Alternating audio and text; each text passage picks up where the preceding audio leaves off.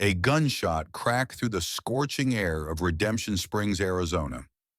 Jack Calloway's hand instinctively moved to the worn Colt at his hip as his eyes scanned the dusty town square. The shot had been fired into the air by Sheriff Williams, signaling the start of the auction. Jack hadn't come for this. His purpose was simpler. 3 silver eagle dollars jangled in his pocket, his last coins meant for ammunition and seeds that might keep his failing ranch alive through another season. Next up, the auctioneer's voice cut through the murmurs of the crowd. Apache woman, strong back, good for work. Jack's weathered boots carried him closer, almost against his will. The crowd parted slightly, revealing the auction block where a woman stood. Her wrists were bound with rope that had rubbed her skin raw, but she held her head high. Her eyes, dark and defiant, surveyed the crowd with contempt rather than fear. Her Apache dress was torn at the shoulder, revealing more skin than she would have chosen to show. Yet she made no attempt to cover herself. Her dignity seemed to exist independent of her circumstances. The auctioneer, a rat-faced man with tobacco-stained teeth, grabbed her arm roughly. Who'll start the bidding?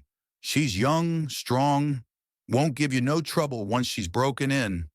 The crowd shifted uncomfortably. Some men laughed. Others looked away.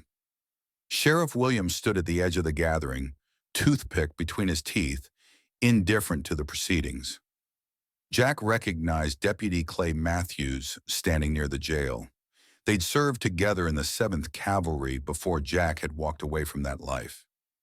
Clay nodded almost imperceptibly in Jack's direction, a ghost of recognition between former brothers in arms. $1. The voice belonged to Seth Harlan, youngest of the 3 Harlan brothers, who owned the largest cattle operation in the territory. Seth's eyes moved over the woman like she was livestock. His brothers, Warren and Fletcher Harlan, stood behind him, amusement playing across their faces. $1 for Mr. Harlan, the auctioneer called. Do I hear 2? The Apache woman's eyes found Jack's in that moment. Something passed between them, a recognition perhaps of something shared. Her lips barely moved, but he caught her whisper, "Not worth your money, cowboy." Jack's fingers closed around the 3 silver coins in his pocket. These were meant for ammunition, for seed, for survival through the coming months on a ranch that was bleeding him dry since Sarah had died in the fever outbreak last spring. The banknote would come due in 2 weeks. Without seed and supplies, there would be nothing to show when the banker came calling. $2, Jack heard himself say, the words leaving his mouth before he fully formed the thought. Seth Harlan's head snapped toward him, eyes narrowing. Well, look who it is. The Union soldier playing at rancher. He spat on the ground. $2.50. Jack pulled the coins from his pocket, held them up so they caught the merciless Arizona sun. $3. All he had left in the world. The crowd fell silent. The auctioneer's eyes darted between Seth and Jack, sensing the tension crackling between them. Sold! The auctioneer's hammer came down with finality. To Jack Calloway for $3. Seth Harlan's face darkened as he pushed through the crowd toward Jack. You're making a mistake, Calloway. That's Harlan property you're interfering with. Jack stood his ground, hand resting near his holster. Didn't see your brand on her. Seth stepped closer, breath hot with whiskey. You think that sad excuse for a ranch will last another month? When the bank comes for you, we'll take the Apache woman along with your water rights. Deputy Matthews materialized between them, badge glinting in the sun.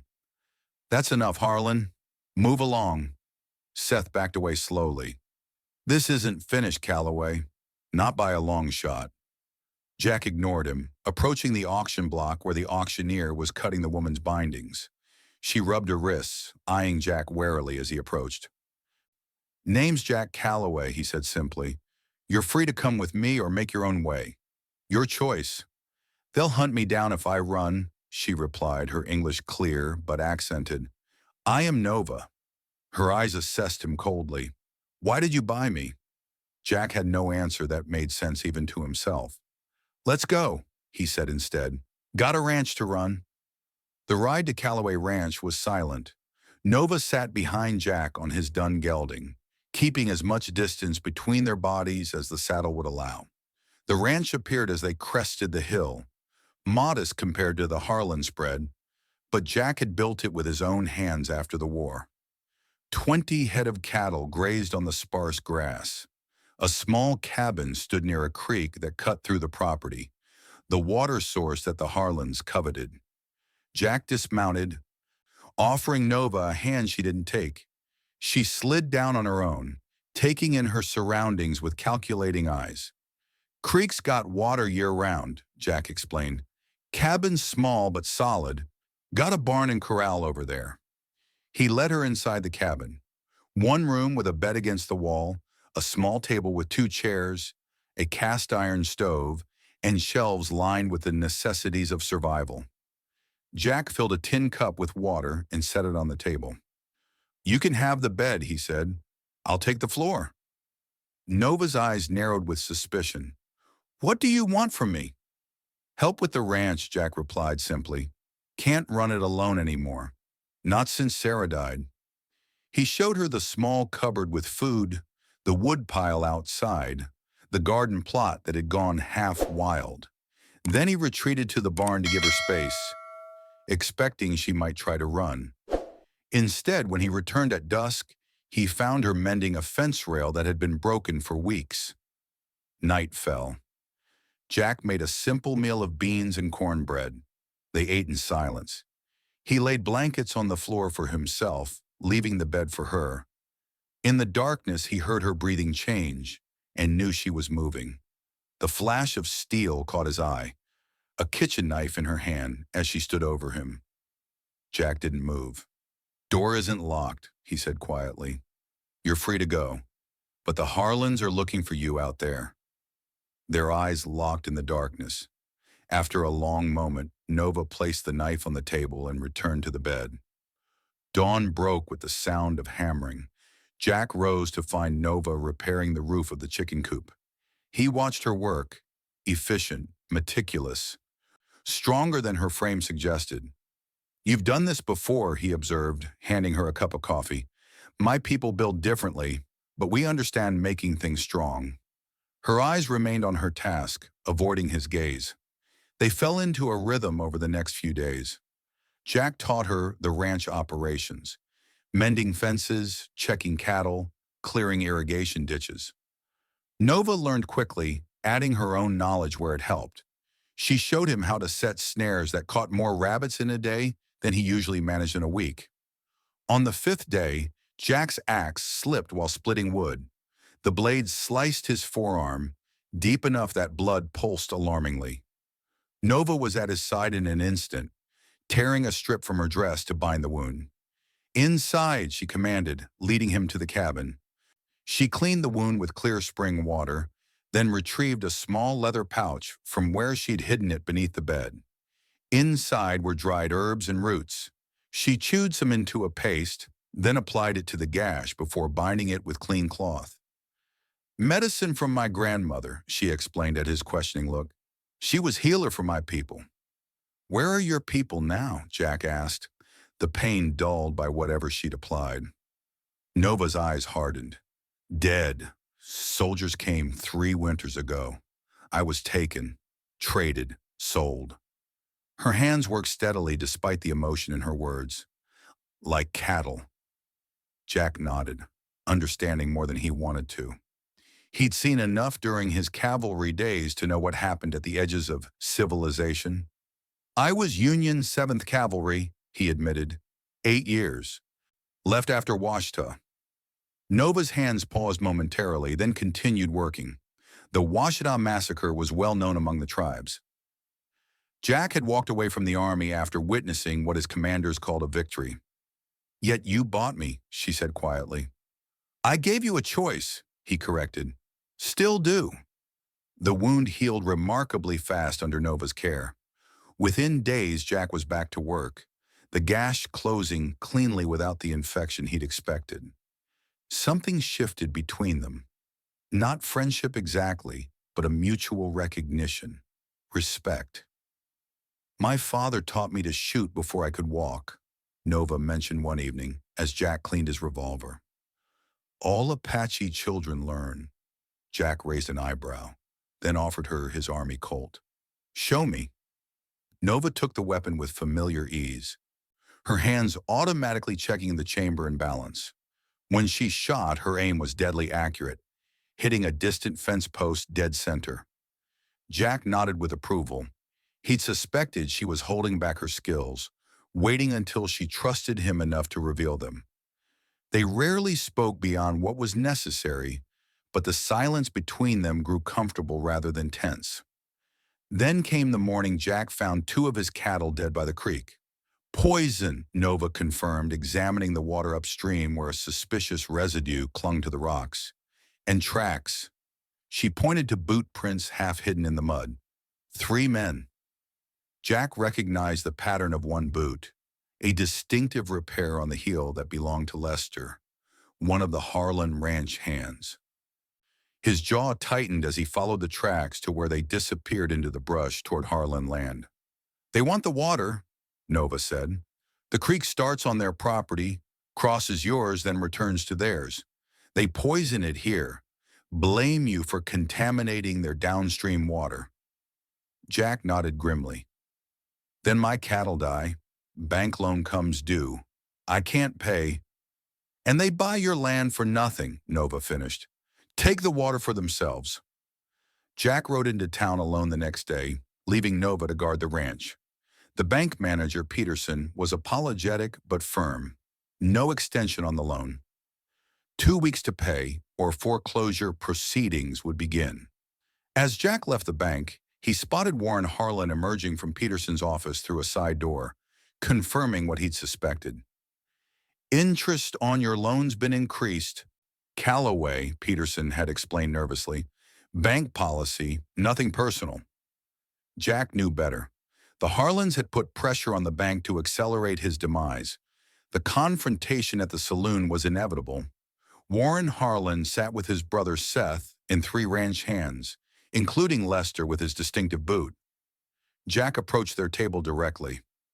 Figured poison in a man's water was beneath even you, Warren, Jack said, loud enough for the saloon to hear.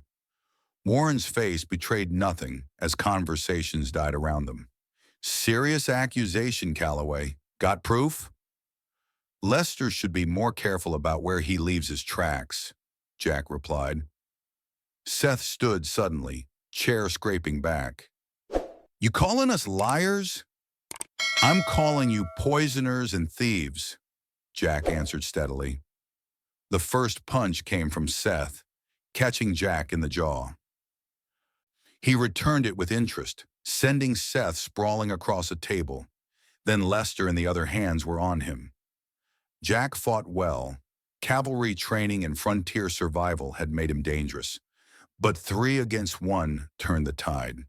They beat him methodically, Warren watching with detached interest. When Jack was on the floor, spitting blood, Warren knelt beside him.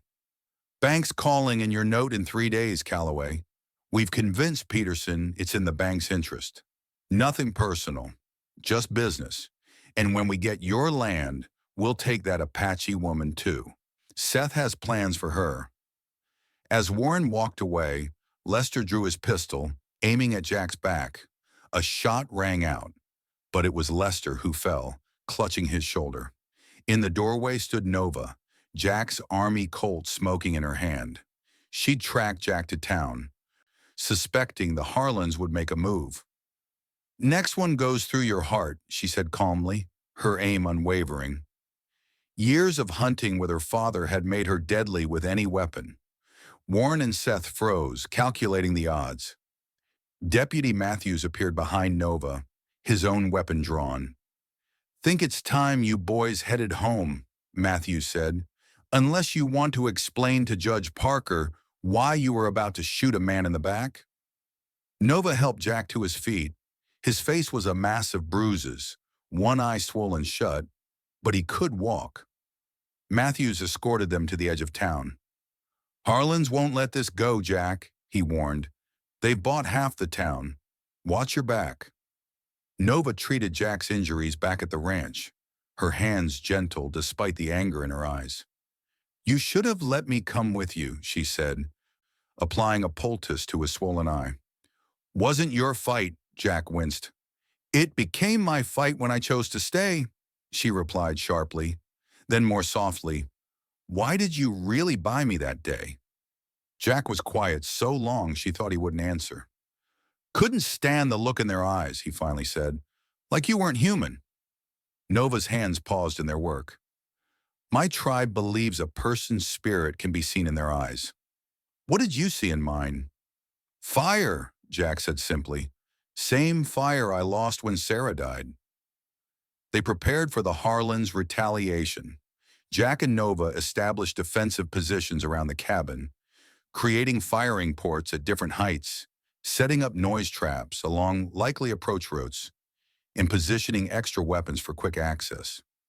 Jack taught Nova cavalry tactics for defending fixed positions, while she showed him Apache methods of creating natural cover and camouflage. "We'll need more than just defense," Nova said, studying their preparations with a critical eye. "We need money to fight the bank." Then Nova proposed her plan. "My grandmother's medicines," she explained. "People in town are sick. The doctor can't help everyone. I can." Jack was skeptical, but they had no alternatives. The next day, Nova accompanied Jack to town, her face partially hidden beneath a wide-brimmed hat. The blacksmith's young daughter had been ill for weeks with a persistent cough. Nova examined the child, then prepared a tea from her dwindling supply of herbs. Within days, the girl was improving dramatically. Word spread. The blacksmith paid them in horseshoes and repairs. The general store owner, whose wife suffered from painful joints, traded goods for Nova's remedies. Others came, offering money, food, services, not enough to pay off the bank loan entirely, but enough to make a partial payment and potentially negotiate for time. As they loaded their wagon with traded supplies, smoke appeared on the horizon, in the direction of the ranch. They raced back to find the barn engulfed in flames. Jack managed to save the horses, but the structure was lost. Nova found a torch discarded nearby. Deliberate arson. "It's in 3 days," Jack said grimly, looking at the burned ruins. "Loan comes due." This was just their way of saying hello. That night they made their preparations. Jack cleaned his Colt and rifle, checking each bullet carefully. Nova prepared her medicines and sharpened her knives. They reinforced the cabin windows with shutters and positioned water barrels strategically in case of fire.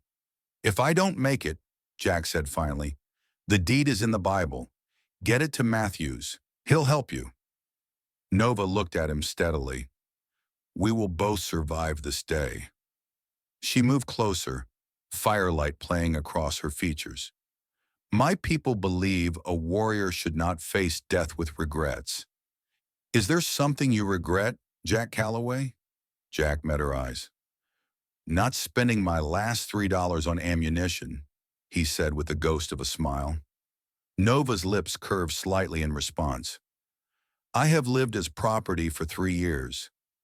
Tomorrow I fight as a free woman, beside a man who sees me. I have no regrets." The connection between them hung in the air, unspoken but palpable. Both understood that whatever happened tomorrow would change everything. Dawn had barely broken when they heard the riders approaching, at least 8 men, including all 3 Harlan brothers. They surrounded the cabin, keeping their distance. "Time's up, Calloway," Warren Harlan called. "Come on out. Banks says you're finished." Jack stepped onto the porch, rifle in hand. Nova remained inside at the window, Colt ready. "I've got till noon tomorrow," Jack replied. "Peterson agreed to the extension yesterday." Seth laughed. "Peterson isn't here, and we've got the papers right here saying we're authorized to take possession. Fletcher, show him." Fletcher Harlan, the middle brother, waved a document. "All legal, Calloway. Signed by the judge himself." Jack's grip tightened on his rifle. Papers signed by a judge you paid off, you mean? Does it matter, Warren asked. You're outnumbered, Calloway. Be smart for once.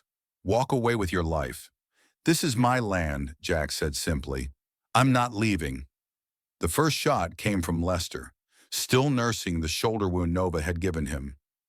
Jack dove for cover as bullets splintered the porch around him. He returned fire, dropping one of the ranch hands from his horse. Nova fired methodically from the window, her aim deadly. Another rider fell. The Harlans and their men scattered, taking positions around the property. What followed was a carefully orchestrated defense. Jack and Nova had prepared multiple firing positions throughout the cabin. They moved between them, creating the illusion of more defenders. Jack used cavalry suppression tactics, firing in controlled patterns to keep the attackers pinned down. Nova employed Apache stealth techniques, appearing at unexpected windows to take precise shots before disappearing. For an hour, the battle raged. Jack took a bullet to the arm but kept fighting.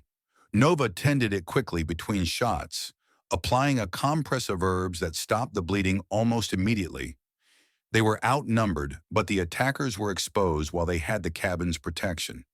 Then Seth Harlan managed to circle behind and crash through the rear window. He grabbed Nova before she could turn, pressing a knife to her throat. Jack spun, rifle aimed, but couldn't risk the shot. "Drop it, Calloway," Seth growled, "or I cut her throat right now." Jack lowered his rifle, eyes locked with Nova's.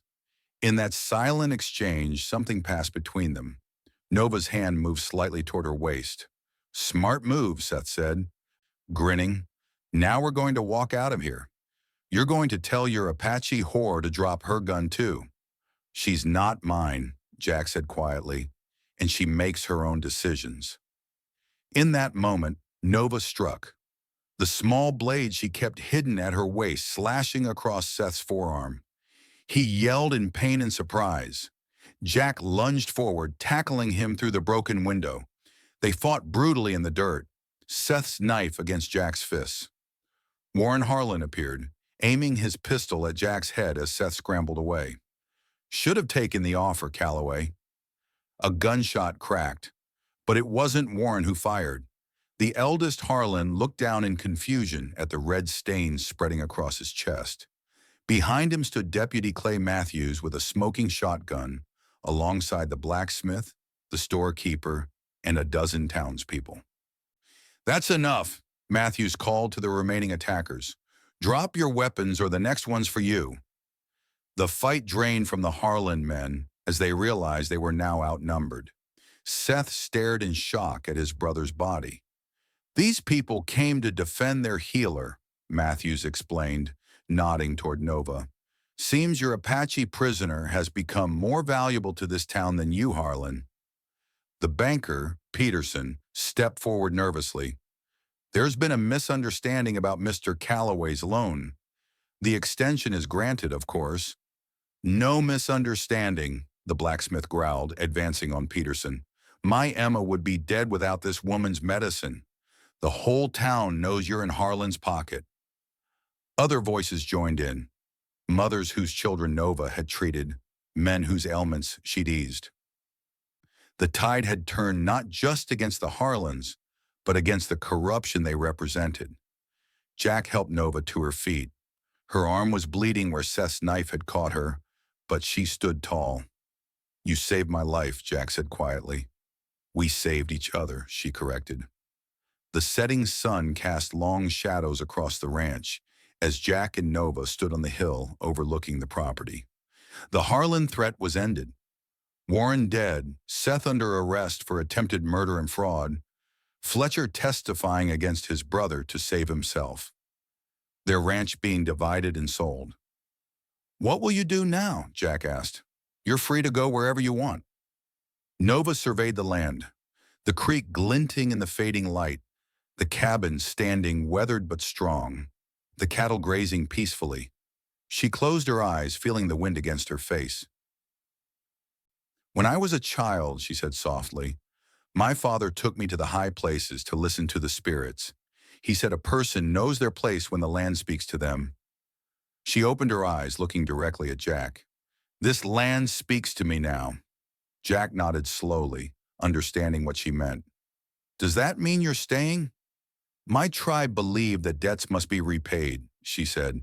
You spent your last coin for my freedom. I used my grandmother's knowledge to help save your land. She turned to face him. The debt is balanced. She took a step closer to him, her expression softening. But there is more than debt between us now, Jack Calloway. My people are gone, but here, she gestured to the ranch, here we have built something, together. Jack looked out over the land he'd fought for. It won't be easy. Ranch this size barely supports one person, let alone two. The town needs a healer, Nova replied, and you need a partner. She held his gaze steadily. Not a possession, a partner. Jack extended his hand, a gesture of agreement, of partnership. Nova took it, her grip as firm as his own. We built this, she said. We will defend it, together. In the distance, a rider appeared on the trail from town. Deputy Matthews, coming fast, a letter in hand, a call for help from an old cavalry friend facing trouble on the border. But that would be another story.